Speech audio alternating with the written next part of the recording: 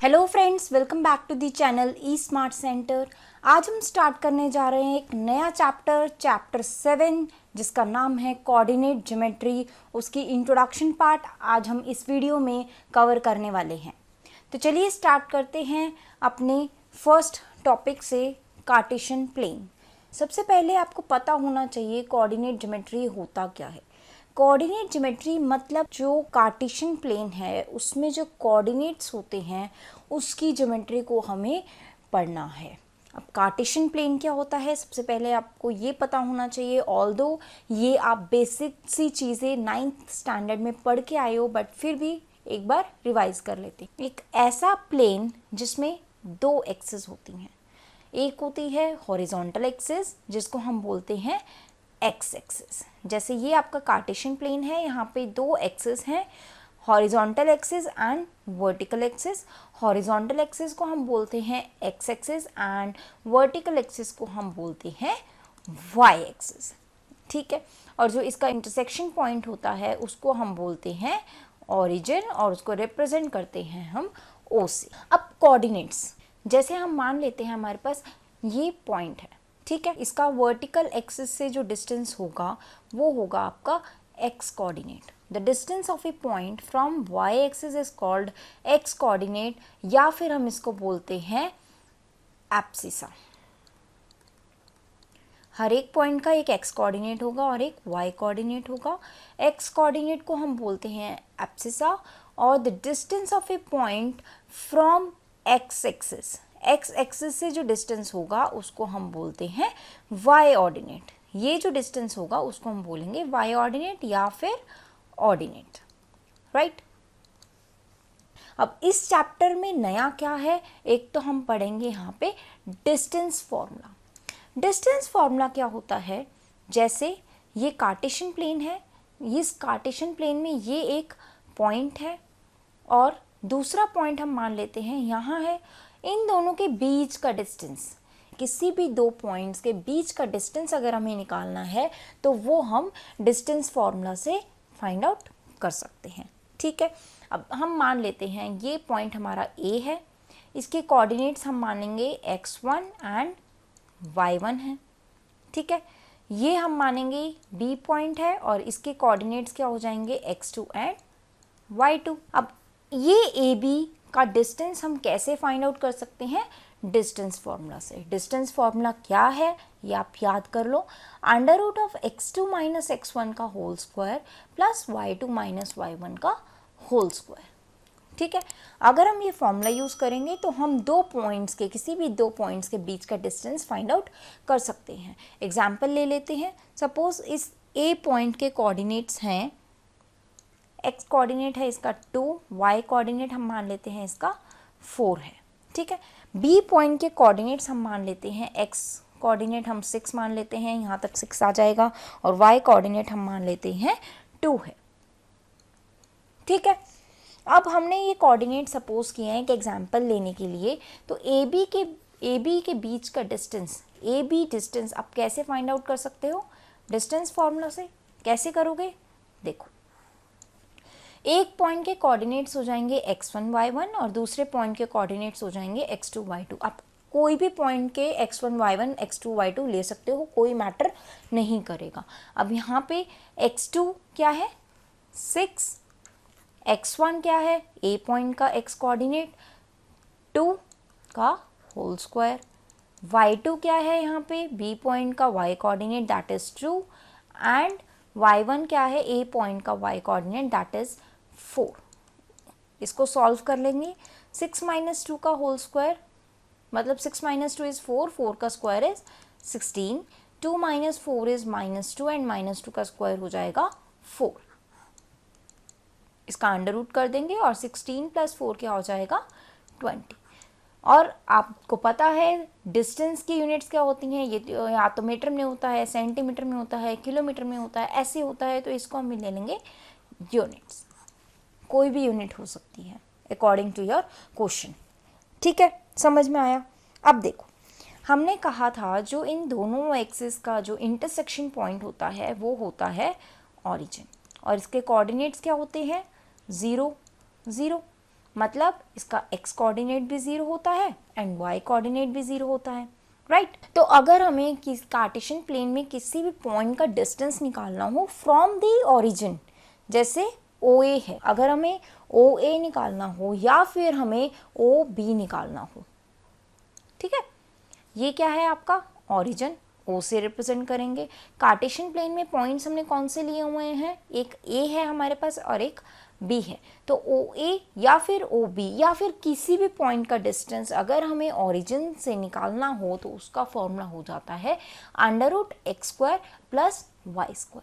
अब देखो ये जो फॉर्मूला है वो इसी फॉर्मूला से निकला हुआ है, इसी फॉर्मूला से डिराइव आप कर सकते हो। कैसे, देखते हैं।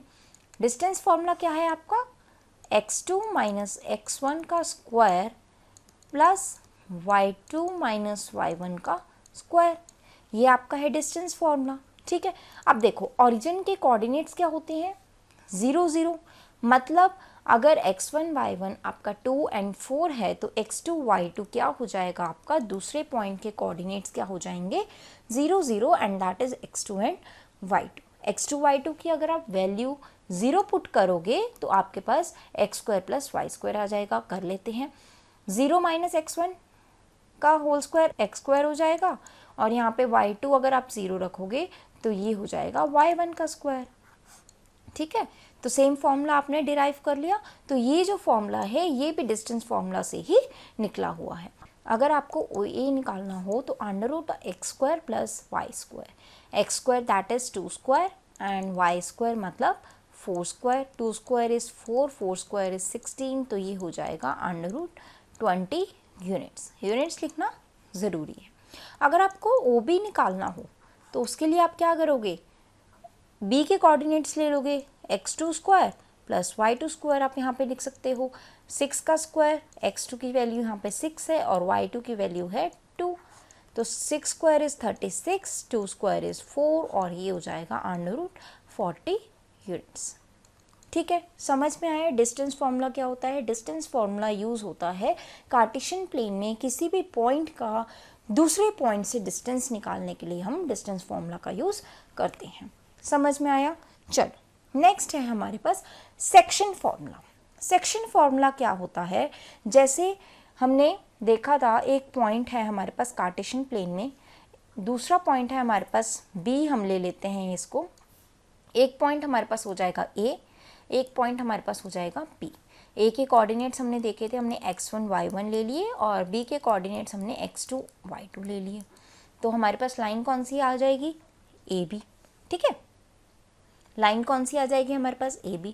अब सेक्शन फॉर्मूला क्या होता है, अगर कोई पॉइंट इस लाइन पे AB लाइन को डिवाइड कर रहा है इन द रेशियो m1:m2, तो उस पॉइंट के कोऑर्डिनेट्स निकालने के लिए भी एक फॉर्मूला है, उसको हम बोलते हैं सेक्शन फॉर्मूला। जैसे सपोज ये C एक पॉइंट है जिसके कोऑर्डिनेट्स हैं x और y, C एक पॉइंट है जिसके कोऑर्डिनेट्स हैं x एंड y, और C जो AB लाइन है उसको डिवाइड कर रहा है इन द रेशियो m1:m2, मतलब ये यहाँ AC तक m1 है एंड BC तक m2 है। आपको ज्योमेट्रिकली समझ में आया ये कैसे है, उसको अब अलजेब्रिकली देखते हैं। फॉर्मूला क्या है, इस C पॉइंट के कोऑर्डिनेट्स निकालने का फॉर्मूला हो जाएगा m1x2 + m2x1 डिवाइड में m1 + m2, ये हो जाएगा आपका x कोऑर्डिनेट C पॉइंट का,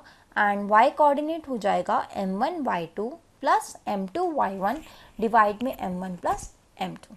इसको याद करने का ईजीएस्ट वे क्या है, आप m1 लोगे, m1 लिया और इसके अपोजिट साइड पे जो x2 है उससे मल्टीप्लाई किया, प्लस m2 लिया और इसके अपोजिट साइड वाला x कोऑर्डिनेट लिया m2x1 डिवाइड में m1 + m2, दोनों में सेम है।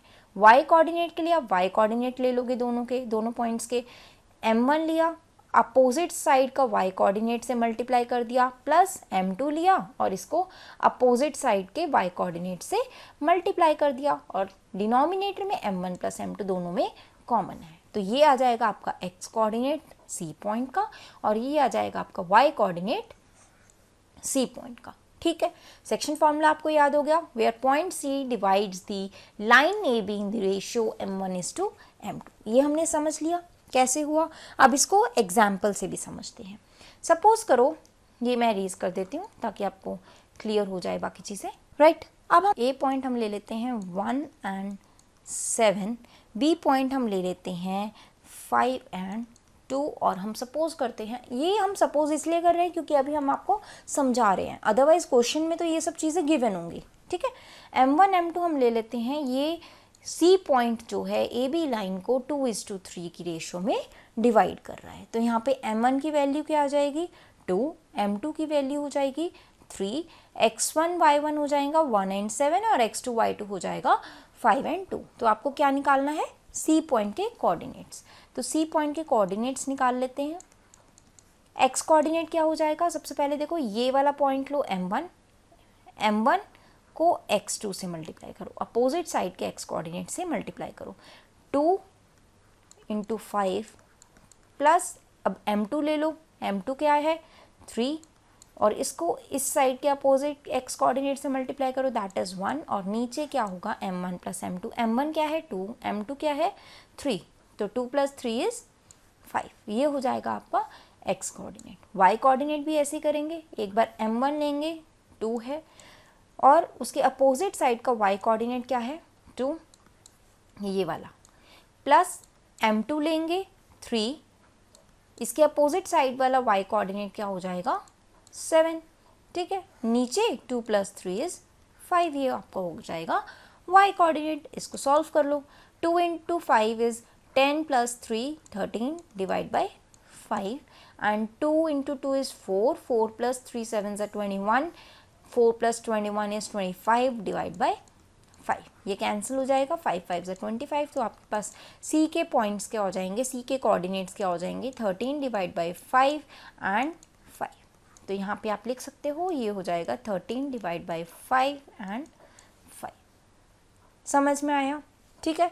ये होता है आपका सेक्शन फॉर्मूला। नेक्स्ट हम देखते हैं, सेक्शन फॉर्मूला का ही पार्ट है ये। कार्टेशियन प्लेन में एक पॉइंट और ये दूसरा पॉइंट, दो पॉइंट्स कौन से हैं, एक ए पॉइंट है और एक बी पॉइंट है।